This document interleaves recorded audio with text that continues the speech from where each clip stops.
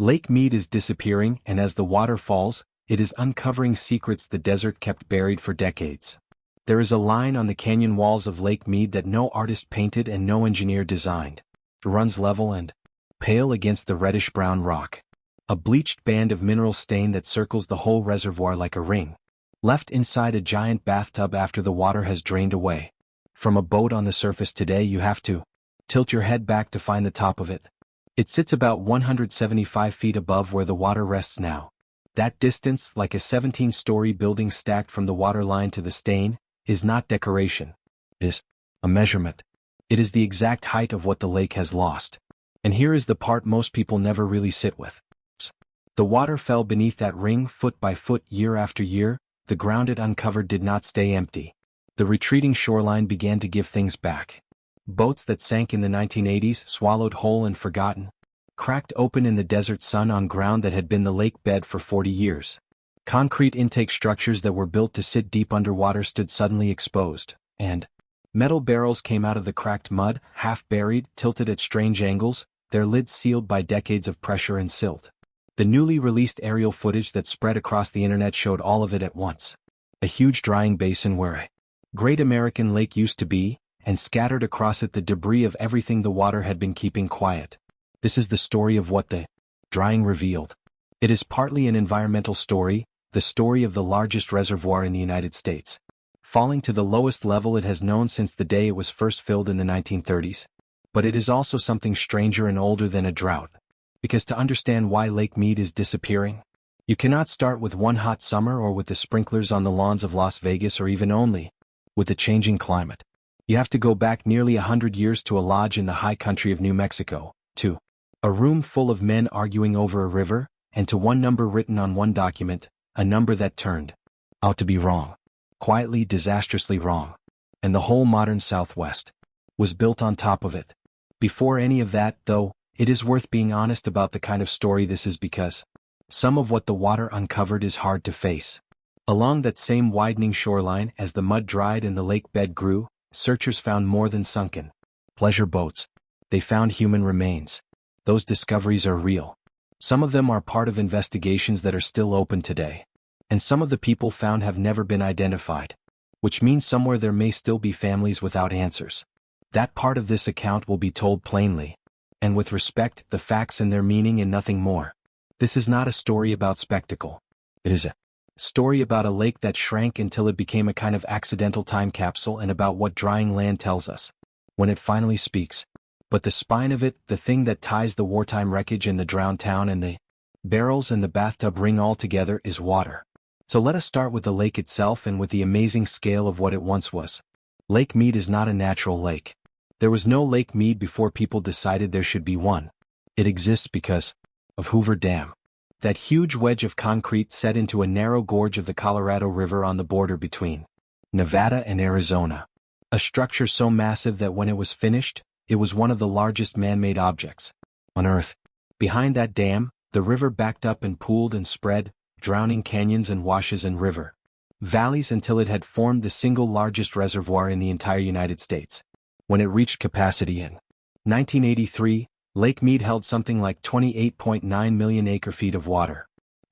Acre-foot is the amount of water it takes to cover 1 acre of ground 1 foot deep, roughly enough for a couple of households for a year.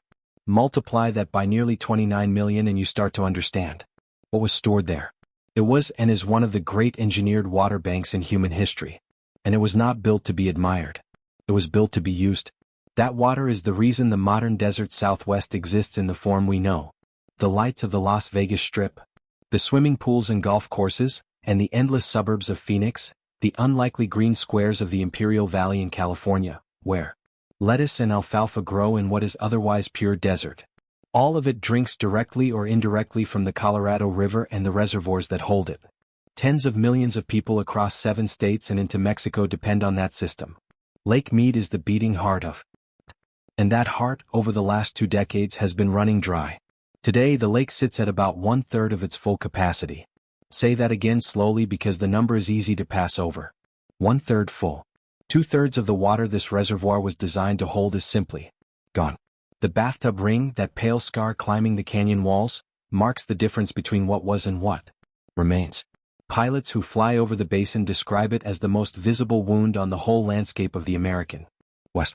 A bright, unnatural line that you can spot from thousands of feet up, tracing the old high water mark around a shrunken pool of dark water sitting far below it. From the air, the lake no longer looks like a lake. Looks like a puddle at the bottom of a canyon that a much larger lake used to fill. Now, the easy explanation, the one that gets offered on the news whenever the reservoir makes headlines, is that this is simply what a hot, dry decade looks like. Climate change, we are told. Too many people, too many lawns, too many fountains, too much thirsty growth in a place that was never meant to hold so many. And all of that is true as far as it goes. The Southwest has been gripped by a drought so long and so severe that scientists studying it have called it the driest stretch the region has endured in more than 1,000 years. The population has exploded. The demand is enormous. None of that is disputed, but it is not the whole story. And it may not even be the most important part of the story. Because the real reason Lake Mead is emptying is not written in the weather of the last 20 years. It is written in a promise made in 1922. A promise about how much water the Colorado River could provide. A promise made in good faith by serious men based on the best measurements they had. The trouble is that their measurements were taken during exactly the wrong years. To understand how a single document could drain the largest reservoir in the country 100 years later, you have to go back to a quiet lodge in the hills outside Santa Fe, New Mexico, in late autumn of 1922. The date was November 24th. The place was called Bishop's Lodge, a rustic retreat away from the noise and pressure of any state capital, chosen precisely because the men gathering there needed room to think and room to argue without an audience. And argue they did.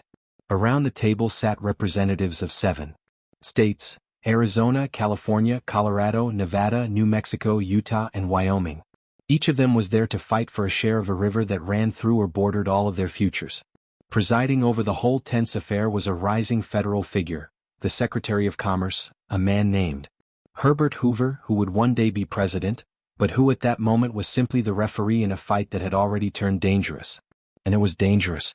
This is the part of the story that gets lost in the dry language of water law. So it is worth slowing down to feel it. In the years leading up to that meeting, the American Southwest had been moving towards something close to open conflict over the Colorado. California, downstream and growing fast, had built a great canal, the Imperial Canal, and was taking huge amounts of water out of the river to turn the desert of the Imperial Valley into farmland. The upstream states watched this with alarm, almost panic. Under the older legal rule that governed Western water, whoever put the water to use first held the strongest claim to it forever. That meant every acre California watered today was an acre of future claim that Colorado or Wyoming or Utah might never be able to touch. The fear was simple and real. If the fast-growing lower states kept taking water unchecked, the slower upstream states might wake up one day to find that a river born in their own mountains had already been legally claimed by someone else. The tension was not only legal. At one point, the governor of Arizona grew angry enough over the question of water and dam building on the river that he spoke openly of sending the state militia to the river's edge to protect what he saw as Arizona's rights. Men with guns guarding a riverbank over water. That is how close this came to something worse than lawsuits. The federal government understood that if 7 states were left to sort out the Colorado on their own, the sorting might not stay peaceful. So Washington stepped in and Hoover was sent to broker a peace before anyone fired a shot. The Colorado River Compact, the document signed at Bishop's Lodge, was in its deepest sense a treaty, a peace agreement meant to divide a shared and contested resource before the disagreement became a catastrophe. In that narrow goal it succeeded. There was no war over the river. The states signed, the water was divided, and the West went on with the business of building an empire in the desert. But to divide the river, the negotiators first had to answer a deceptively simple question. How much water was there? You cannot split a pie until you know how big the pie is.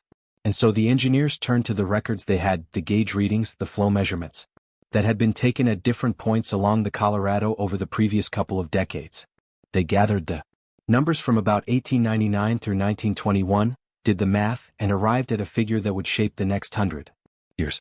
The river, they concluded, carried on average something like 17.5 million acre-feet of water each year. An acre-foot, if you have never had reason to think about it, is the amount of water it takes to cover 1 acre of land to a depth of 1 foot. Very roughly enough to supply 2 or 3 households for a year. 17.5 million of them sounded like abundance. It sounded like more than enough to go around with a comfortable margin left over. And on the strength of that number, the negotiators wrote their allocations. They divided the river into an upper basin and a lower basin and promised each a generous share. They built the whole structure of Western Water on top of that one figure. There was only one problem, and it would take decades for its full weight to land. The years the engineers had measured, that stretch from the very end of the 1800s into the early 1920s, were not ordinary years. They were not a fair sample of what the Colorado normally does. They were, in fact, some of the wettest years the river basin had seen in more than 1,000 years. The men at Bishop's Lodge had, through no fault they could easily have known, measured the river during the most generous stretch of its recent life and mistaken that generosity for the norm. They had weighed the pie at the one moment it was fullest, and then promised slices based on that weight, slices they would keep promising long after the pie shrank back to its usual size. Because the usual size is smaller, much smaller. The best long-term estimates of the river's true average flow put it closer to 13 million acre-feet a year, and in many years lower still. That gap between the 17.5 million. The compact was built to divide in the 13 million or so the river actually tends to deliver is not a rounding error. It is a permanent structural overpromise of something like 4.5 million acre-feet of water every single year. Water that was carved up, assigned and guaranteed on paper. Water that in most years simply does not exist. The compact promised more river than there was river. And every farm, every city, every subdivision that grew up trusting those promises was, without knowing it, building on a foundation of water that had been counted twice. It is tempting to imagine that no one could have known that this was an honest mistake, invisible until modern science came along. And to a degree that is fair, but the record suggests it was not completely invisible. Even then there were voices in that era, some among the very engineers doing the measuring, who looked at the short window of data and felt uneasy. They pointed out, reasonably, that a couple of decades is not a very long time to judge the nature of a river that has been running for thousands of years. They warned that a longer record, if only one existed, might well reveal drier averages hiding behind those unusually wet years. They suggested, in effect, that the number might be too high and that building an entire legal system on top of it was a gamble. But those warnings ran straight into everything the moment demanded. The states wanted their water, and they wanted as much of it as the numbers would allow. Hoover wanted an agreement, a signed piece he could carry back to Washington.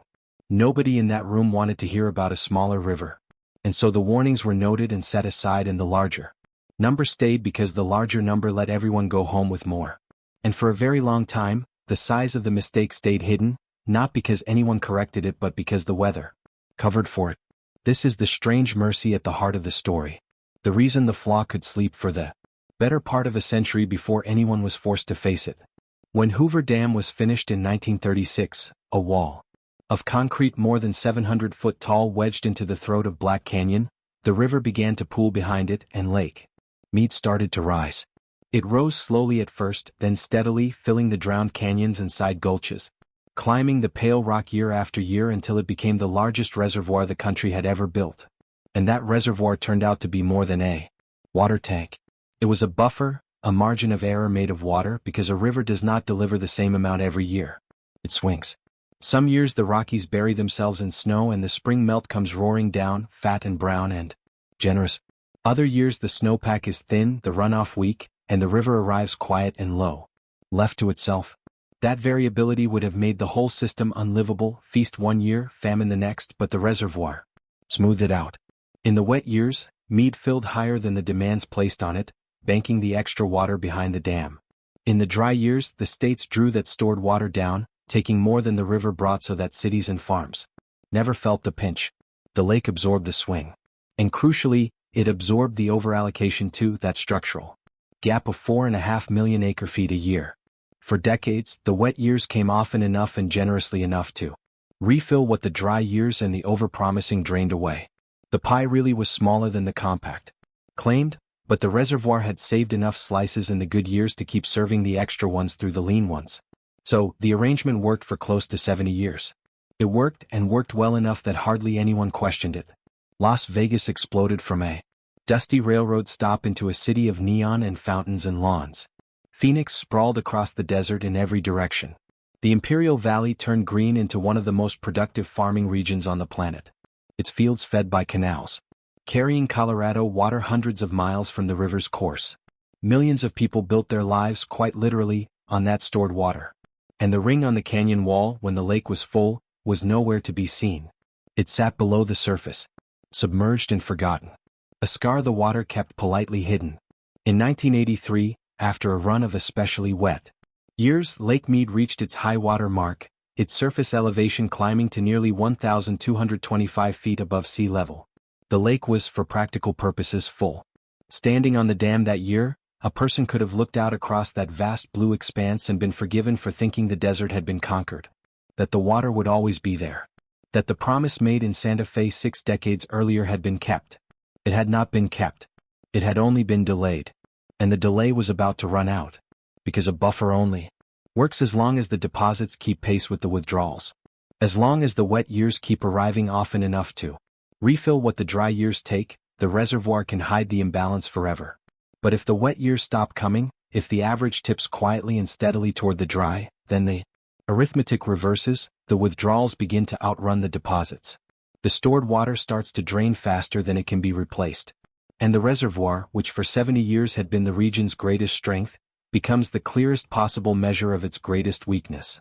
Every foot the water drops is a receipt written on stone for a debt that was signed in 1922 and has been building quietly ever since. That reversal began right around the turn of the millennium. Starting in the year 2000, the river entered a stretch of dryness that has not truly let up in the 2 decades since. The snowpack in the Rocky Mountains, the great white bank account that feeds the Colorado each spring, came in thinner year after year. Warmer temperatures meant more of it evaporated before it ever reached the river, and more of what did reach the streams soaked into dry, thirsty soil rather than running downhill. The flows dropped, not disastrously in any single year but steadily, relentlessly. One modest disappointment stacked on the last, and Lake Mead began to fall, slowly at first, then unmistakably. The pale ring that had spent 70 years underwater rose back into the daylight. Foot by foot, a little more of it exposed each summer like a tide going out and never quite coming back in. For a while, it was possible to call it a bad stretch, a dry spell, the kind of thing the reservoir had been built to ride out. But as one dry year followed another and then another, the scientists studying the region began reaching for a heavier word. Not drought, which implies a temporary break from normal, but megadrought, a dry period so long and so severe that it belongs to a different category altogether. And when they compared what was happening to the Treering record, to that 1,000-year reconstruction of the river's moods, they came to a conclusion that was hard to absorb. This was not merely a bad decade. By many measures, it was the driest stretch the American Southwest had endured in 12,200 years. The men at Bishop's Lodge had measured the river at its most generous. The region was now living through the river at something close to its meanest and doing it while trying to honor promises written for its most generous self. The consequences arrived on a schedule the water itself dictated. In 2021, with the lake continuing to sink, the Bureau of Reclamation did something it had never done in the entire history of the Colorado River system. It declared an official shortage. On paper, that declaration meant the reservoir had fallen below a threshold that triggered mandatory cuts, a formal acknowledgement at last, that the river could not keep every promise the compact had made on its behalf. The buffer was gone. The stored water was spent, and now the shortfall that the reservoir had absorbed silently for 70 years had to be paid out loud by someone. The only question left was who? That question turns out to have an answer. And it is not an equal one. Because when the compact and the agreements that followed it carved up the river, they did not simply divide the water. They ranked it. They established an order, a hierarchy of who gets served first when there is plenty and, far more importantly, who gets cut first when there is not. And in dry years that hierarchy is everything. It is the difference between a full field and a fallow one, between a running tap and a dry pipe. When Lake Mead drops and the cuts come down, they do not fall on everyone equally. They fall according to a pecking order set generations ago. And the state standing at the bottom of that order, the first to lose its water and the one to lose the most of it, is Arizona. The cruelty of it is quiet. Arizona did not draw the short straw by accident. And it did not draw it because it uses the least water or needs it least. Drew it because when the deals were being made, and later when the Central Arizona project was approved to carry Colorado river water across the desert to Phoenix and Tucson, The state accepted a junior position in exchange for the pipeline it desperately wanted. It agreed, in effect, that if the day ever came when there was not enough, it would be the one to step back first. That day came. And so the farmers of central Arizona, the ones growing cotton and alfalfa and grain in fields their families had worked for generations, watched their allotment shrink while hundreds of miles to the west, other fields stayed green. Those other fields belong largely to the Imperial Valley, a stretch of California desert made improbably fertile by the same river. The Imperial Irrigation District holds some of the oldest and most senior water rights on the entire Colorado. Its claim comes before the compact itself, rooted in the simple legal principle that governed the West long before any conference in Santa Fe: first in time, first in right. Whoever put the water to use earliest holds the strongest claim to it. And because the Imperial Valley got there first, its rights sit near the very top of the hierarchy. When shortages are declared and the cuts move downward, the Imperial Valley is for the most part untouched. Its canals keep flowing, its fields keep drinking, and here the story arrives at a fact that surprises almost everyone who hears it for the first time. When people picture the water crisis in the West, they picture the obvious villains. The fountains on the Las Vegas Strip, the bright green golf courses, the swimming pools glittering behind stucco walls, the sprinklers hissing over suburban lawns at dawn. Those things are real and they are not nothing. But they are not where the water goes. Roughly 80% of the Colorado River's water, 4/5 of everything Lake Mead holds and releases, is used not by cities at all but by agriculture. And a shocking share of that farm water is used to grow a single crop: alfalfa hay feed for cattle. Much of it is not even eaten in this country. Good portion is baled, loaded onto ships, and sent overseas to feed livestock on the other side of the world. So a considerable amount of the water that once filled Lake Mead to the brim, the water whose absence is written in that pale ring on the canyon walls, left the basin not in a reservoir or a pipeline, but folded into bales of dried grass, shipped across an ocean. The lake gave up its height so that cattle somewhere could eat. That is the arithmetic under the crisis, and it is worth sitting with because it explains why the problem is so stubborn. This was never mainly a story about people being wasteful with sprinklers. It was a story about a river ledger that promised more than the river holds and about a system of rights so old and so tangled that the people using the most water are often the ones least likely to be cut, while the people using far less carry the sacrifice. Fixing it does not mean turning off a few fountains. It means renegotiating agreements a century old, unwinding promises that entire economies were built on, and asking who exactly should give up the water that was never really there to give. And while lawyers and state officials argued over that ledger, the lake kept falling and the shoreline kept surrendering what it had held. Because, along that same widening band of cracked mud and bleached rock, searchers began finding something much harder to sit with than boats and barrels. As the water fell, it gave back the dead. This part must be handled with care, and it will be. Since the lake began its steep decline, more than one set of human remains has emerged along the exposed shore, rising from ground that had been underwater for decades. Brought back into the light, not by any search but simply by the retreat of the water itself. In the spring of 2022, near a boat launch called Hemingway Harbor, someone walking the newly dry lake bed came upon a rusted metal barrel resting in the mud. Inside were human remains. Investigators determined that the man had died of a gunshot wound and that he had likely been placed there decades earlier, back when the water at that spot would have been deep enough to swallow a whole barrel and keep it hidden for a generation. The method of disposal, a body sealed in a barrel and sunk in a reservoir on the edge of Las Vegas, carried an unmistakable echo of the city's older, harder history, the era when the desert around the neon was rumored to keep secrets for people who could not afford to keep them any other way. But the details of that echo are not the point, and dwelling on them would be a disservice. The point is quieter and heavier. Somewhere, in all likelihood, there was a family that never knew what happened to this man.